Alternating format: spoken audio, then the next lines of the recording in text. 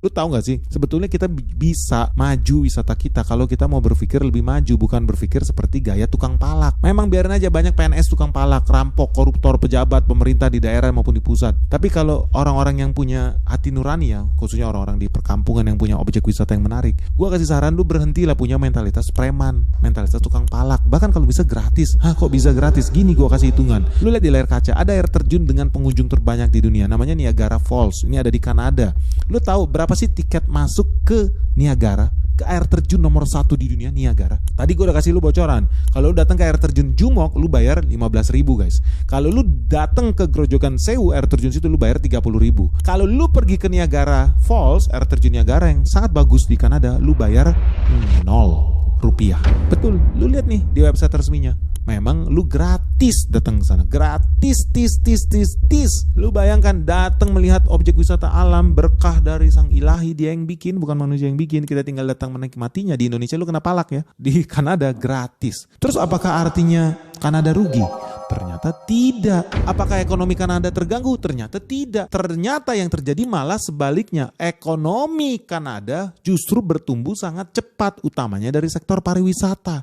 Bahkan penyerapan tenaga kerja terbesar justru datang dari wisata ini. Gila, ini logika terbalik. Kalau dulu mentalitasnya palak, preman dan preman, getok harga, semua makanan minuman digetok wisatawan kita. Ternyata Kanada punya pola pikir yang jauh lebih maju, kita gratisin. Apakah tambah nyungsep perekonomian di sana? Tidak.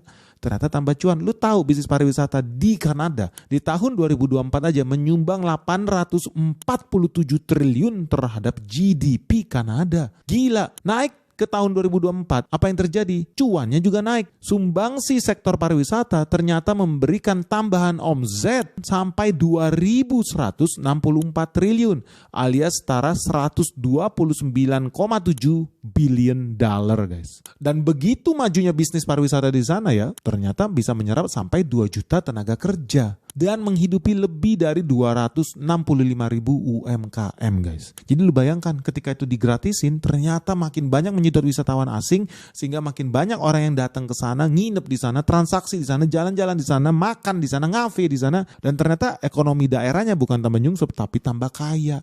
Gila, lu bayangin 2.100 triliun sumbangsi sektor pariwisata di Kanada. Sebetulnya apa sih yang bisa kita lakukan? Ya tadi yang udah gue bilang, lu harus perbaiki infrastruktur. Jangan mentalitas malak. Lu tahu kita juga bisa meniru Cina nih. Buat apa invest di eskalator? Ini yang gue sebel banget nih. Kita sebetulnya bisa lu bikin eskalator di Bromo atau di Rinjani. Bisa pakai kabel, bisa pakai ya lift atau apapun itu. Supaya makin banyak orang yang datang ke sana, makin gampang, makin mudah. Cuman sayangnya kita banyak LSM kita dibayarin sama asing buat menghancurkan bisnis-bisnis lokal di Indonesia. Disuruh demo katanya merusak lingkungan kalau ada lift. Katanya merusak lingkungan kalau ada eskalator. Padahal kalau lihat di Cina nih, lu naik gunung gak pakai sakit pinggang lu. Lu cukup naik lift, pencet tombol, lu langsung lihat gunung yang begitu bagus. Makanya lu jangan heran ya, ada air terjun di Cina, di Detian ya, ini perbatasan Cina sama Vietnam nih. Itu lu tahu, itu bisa mendownload 10 juta wisatawan setiap tahunnya. Gila nggak? Grojogan Sewu atau Jumok dikombinasikan jadi satu, paling cuma 500.000. Ini 10 juta wisatawan guys. Tapi gua nggak heran, Vietnam jauh lebih maju pola pikirnya dibandingkan Indonesia yang hobi palak sana palak sini. Yang berseragam tidak berseragam sama-sama hobi malak. Tapi di Vietnam air terjunnya lu bisa lihat secanggih apa. Dan mereka rela keluar duit. Lu tahu berapa yang mereka keluarkan? Hampir 300 miliar lo investasi buat bikin eskalator itu. Worth it atau enggak? Ternyata guys sangat worth it.